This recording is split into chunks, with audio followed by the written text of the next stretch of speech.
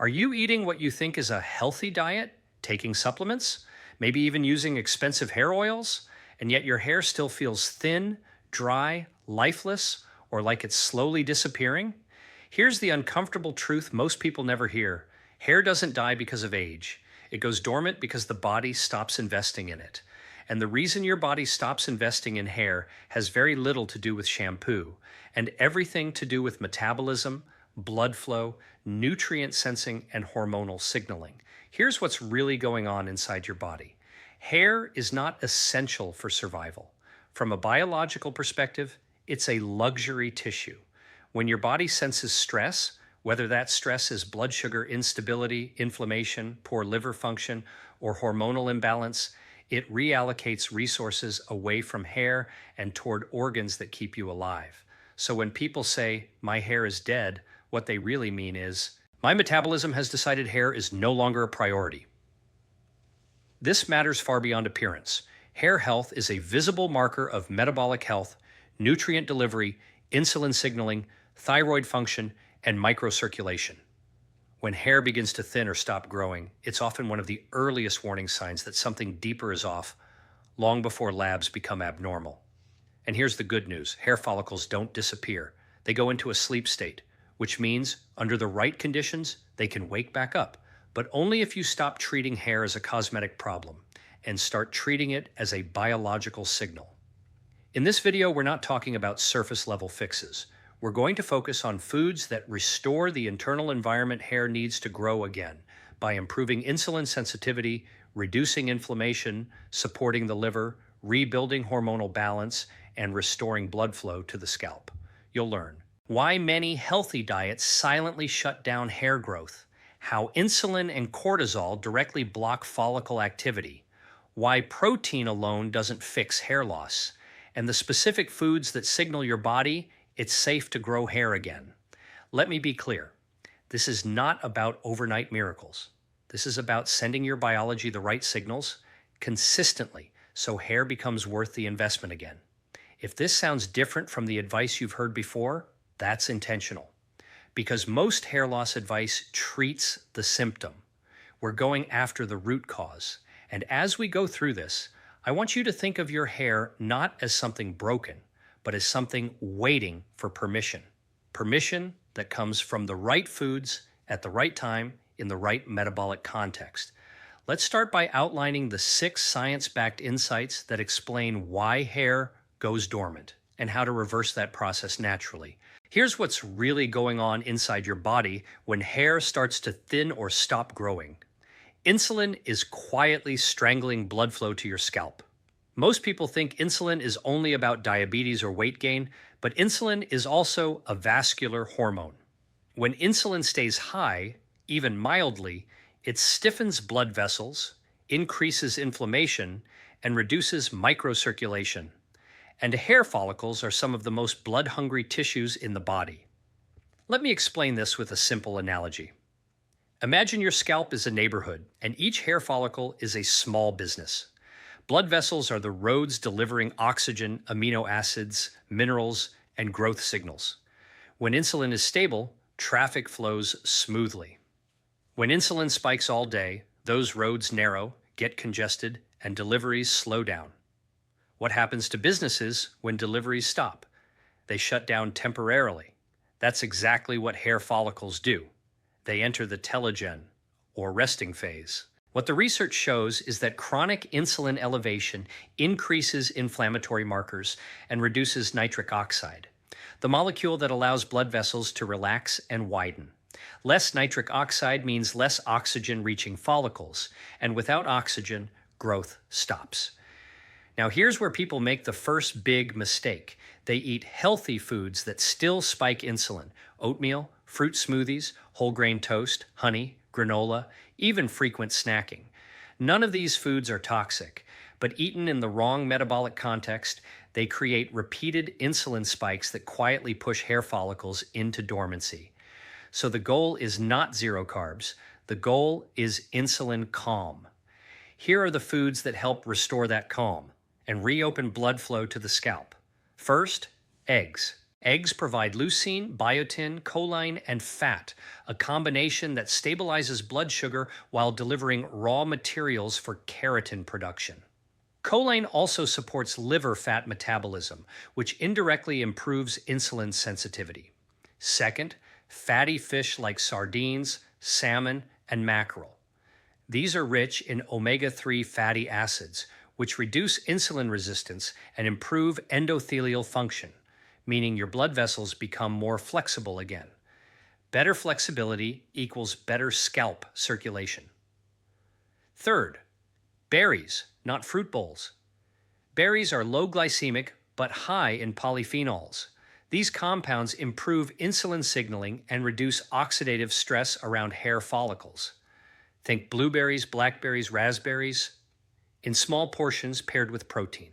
Fourth, extra virgin olive oil. This isn't just a fat, it's a signaling molecule. Olive oil improves insulin sensitivity and reduces inflammation at the vascular level.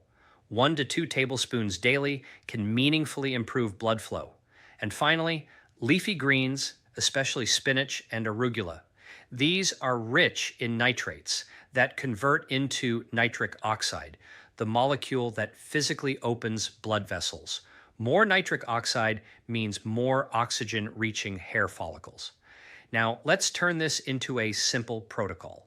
Eat protein first, then fiber, then carbs. Avoid snacking between meals. Pair carbs with fat and protein. And stop starting your day with sugar. Within weeks, insulin comes down. Blood flow improves. Follicles receive oxygen again. And hair, slowly, quietly, gets the signal that growth is safe. If this is helpful so far, consider subscribing. I post content like this every day to help people fix root causes, not chase symptoms, because insulin isn't just about weight. It's one of the most powerful on-off switches for hair growth. Next, we're going to talk about the liver and why even perfect nutrition fails if the liver can't deliver nutrients to your scalp.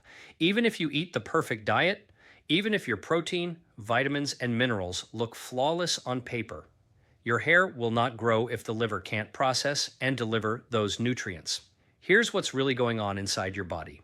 The liver is the central traffic controller for hormones, minerals, and fat-soluble nutrients. Hair follicles don't directly absorb what you eat.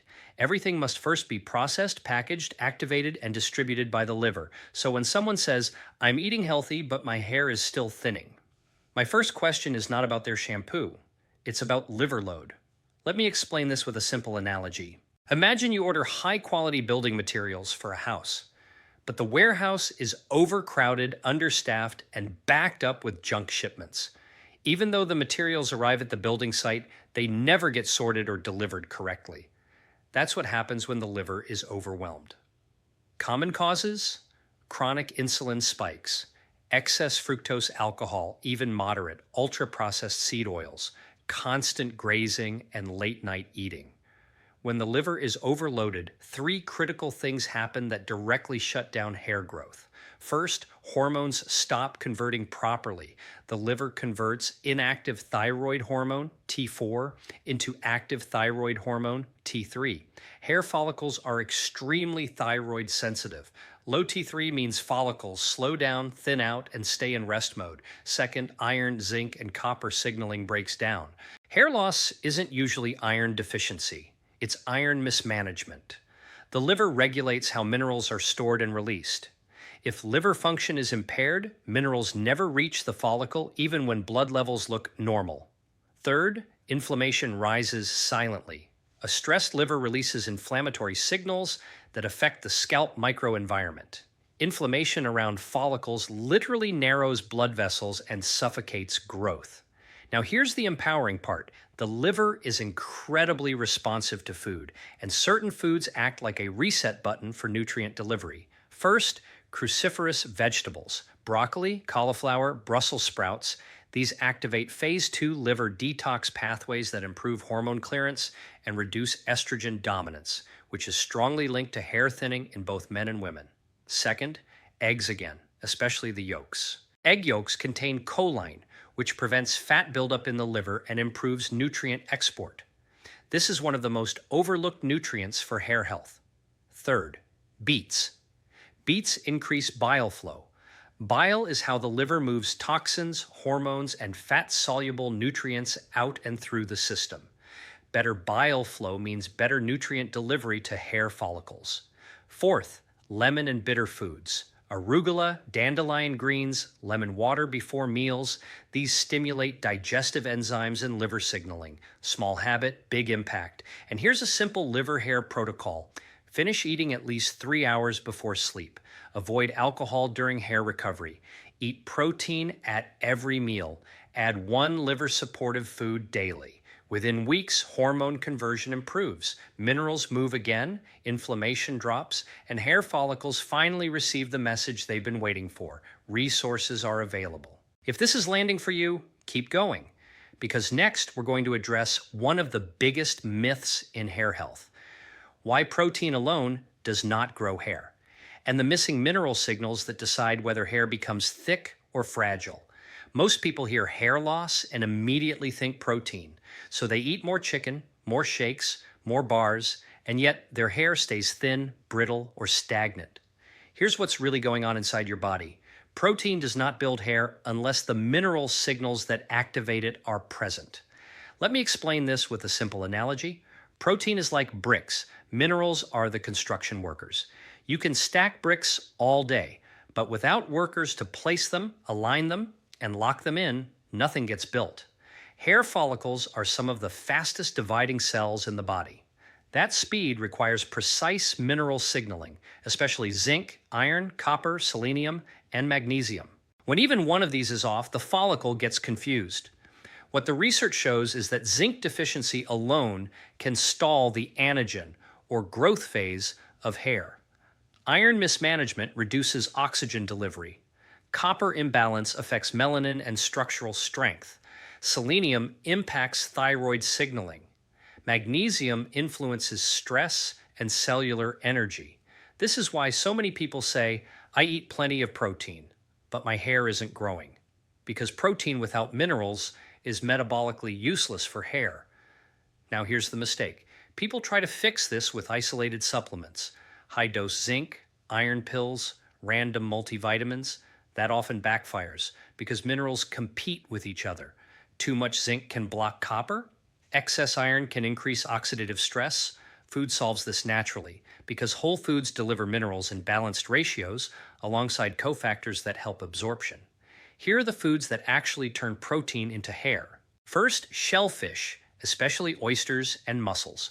These are nature's richest sources of bioavailable zinc and copper, the 2 minerals most critical for follicle activation and keratin structure. Second, red meat in moderate intentional amounts. Red meat provides hemi-iron, zinc, and B12 in forms hair follicles can actually use. This is especially important for women with hair thinning but normal lab results. Third, pumpkin seeds. They're rich in zinc and magnesium and support DHT regulation, particularly relevant for pattern thinning. Fourth, Brazil nuts, just 1 or 2 per day, provide selenium, which supports thyroid hormone signaling, a major driver of hair cycling. Fifth, bone broth and collagen-rich cuts. These provide glycine and proline amino acids that support the follicle's connective tissue and anchoring strength. Now let's turn this into a simple protocol. Eat 1 mineral-dense food daily. Rotate protein sources. Don't rely on shakes. Avoid mega-dose single mineral supplements unless medically supervised. Pair protein with real food, not powders. Within months, not weeks, hair texture improves, shedding slows. New growth appears finer at first, then stronger. Because hair growth is not forced, it's authorized. When minerals tell the follicle, yes, we can build. If this is helping you see hair loss differently, consider subscribing. I share evidence-based, root cause health content like this every day. No hype, no shortcuts. Next, we're going to talk about a silent hair killer that almost no one connects to food: cortisol, and the specific foods that tell your nervous system it's finally safe to grow hair again.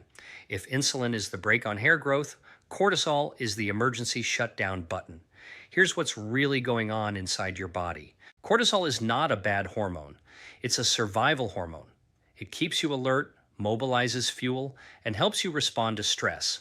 But when cortisol stays elevated, day after day, your body gets a very clear message. This is not a safe time to grow hair. Hair growth requires energy, consistency, and long-term planning. Chronic stress tells your biology the opposite. Conserve, protect, withdraw. Let me explain this with a simple analogy. Imagine your body is a company with a limited budget. When times are calm, the company invests in long-term projects, maintenance, upgrades, aesthetics. Hair growth lives in that category. But during a crisis, budgets get cut. Non-essentials are paused. Hair is one of the first things to go. What the research shows is that elevated cortisol shortens the anagen or growth phase and pushes follicles prematurely into the telogen phase. This is why people often experience hair shedding months after a stressful event.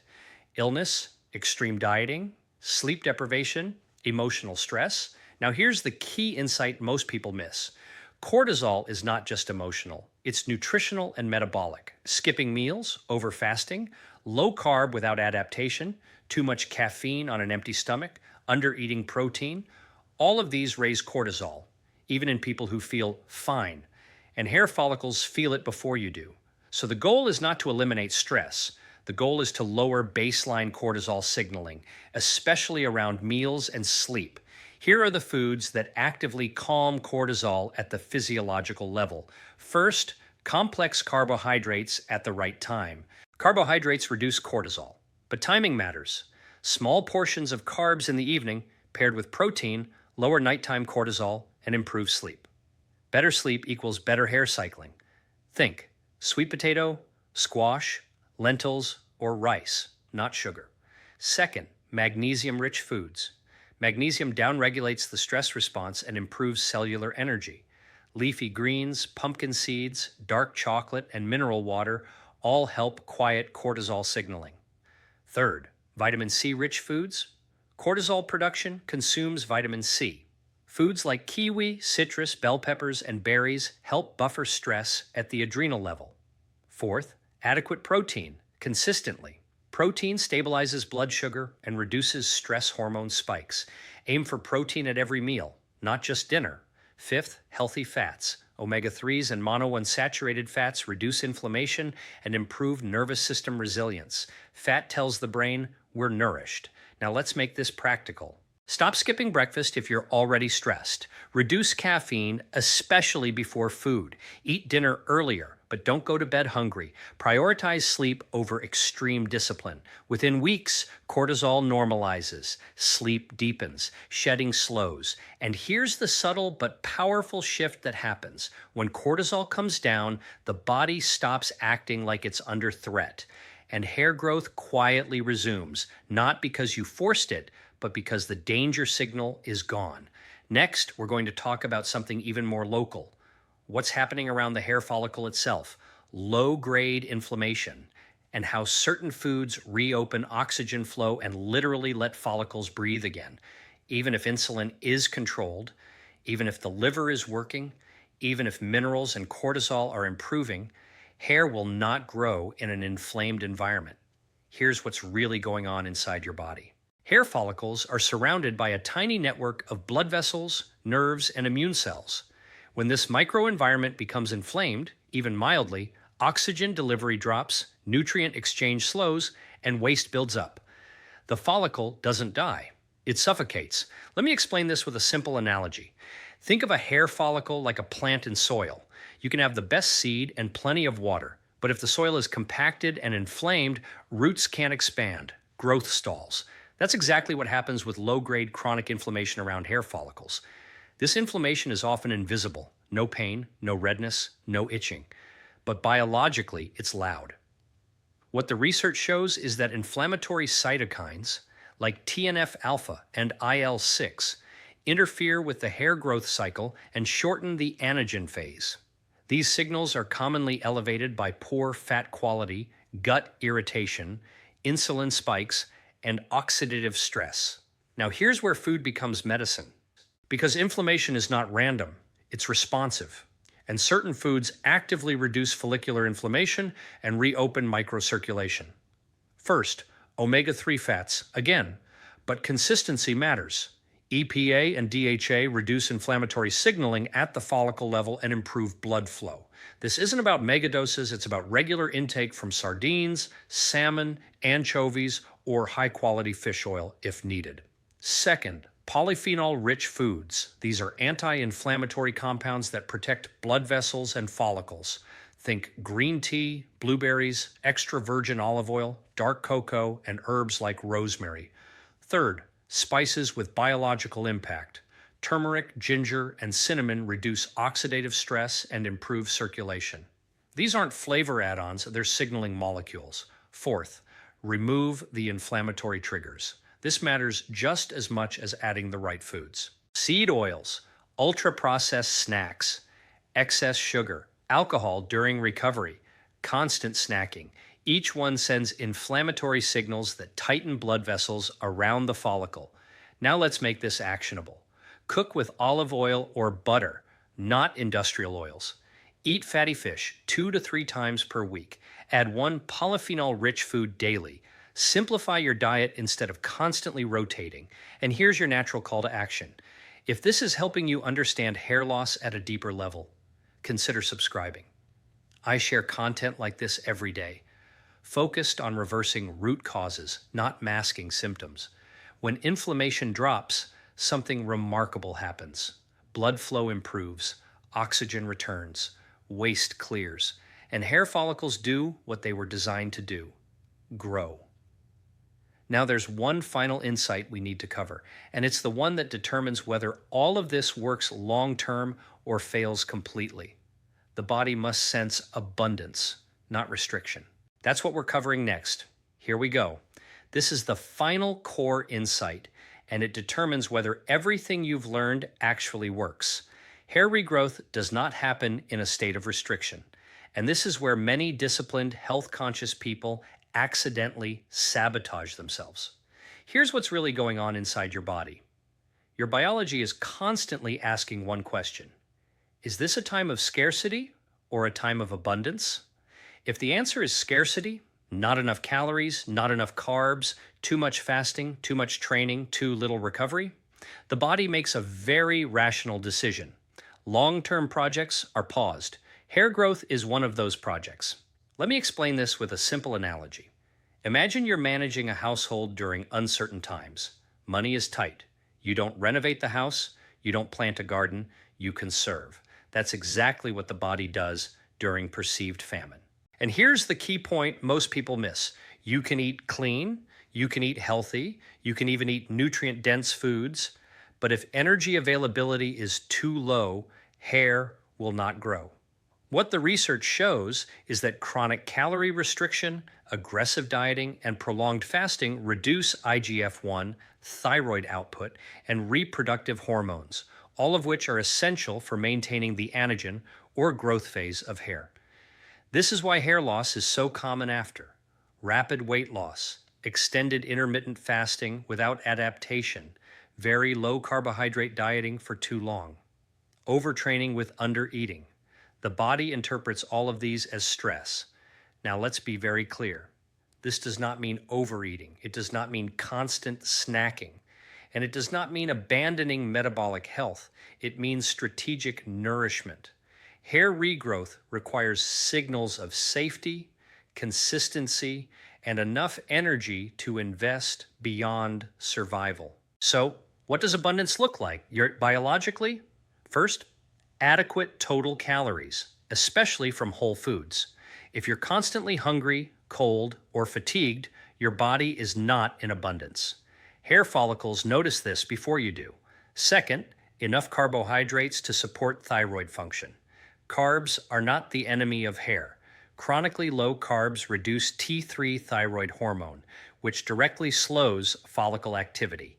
The goal is not high carbs, it's appropriate carbs.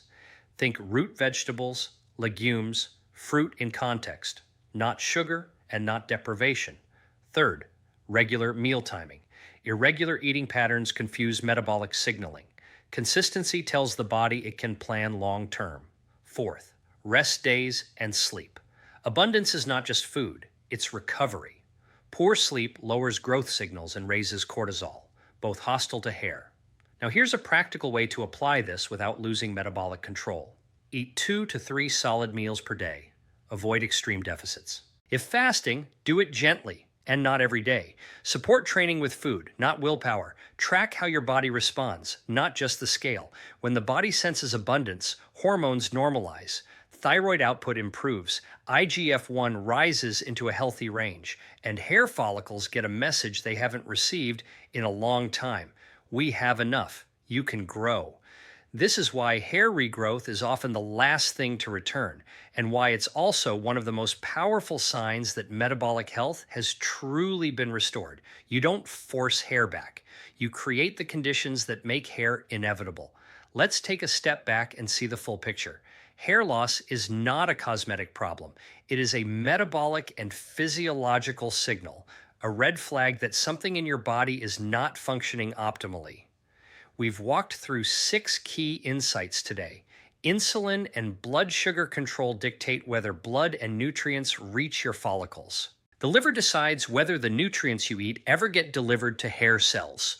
Protein alone is useless without the right mineral signals: zinc, iron, copper, selenium, magnesium.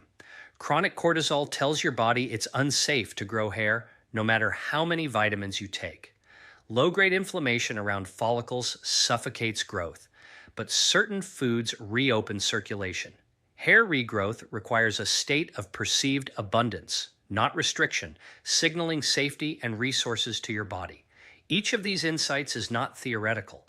They are biologically grounded, science-driven principles, and they explain why typical hair loss advice, shampoos, topical oils, or cosmetic fixes rarely works in the long term. Here's what's most important to remember. Hair follicles are not dead. They are dormant, and they will respond and slowly, reliably when the internal environment signals it's safe to grow again. This is why food matters more than fancy treatments. Every meal, every nutrient, every bite of the right food can be a signal to your follicles. Growth is allowed. Resources are available. You can thrive. So here's your challenge. Pick just one change today. Stabilize insulin, support your liver, add a mineral-rich food, reduce stress, or add an anti-inflammatory ingredient, and track how your body responds over the next 2 to 4 weeks. It doesn't have to be perfect. It doesn't have to be extreme.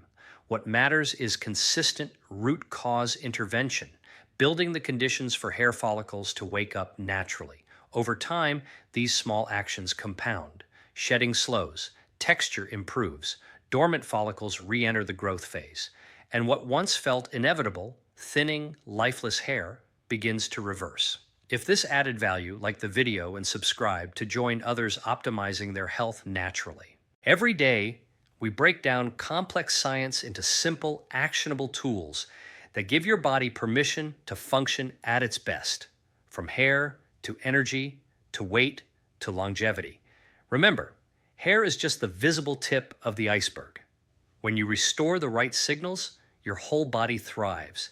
And there's nothing more powerful than waking up each day knowing that your health, your metabolism, your hormones, your energy is actually improving from the inside out. So start small, stay consistent, and watch your hair and your health transform from the root up.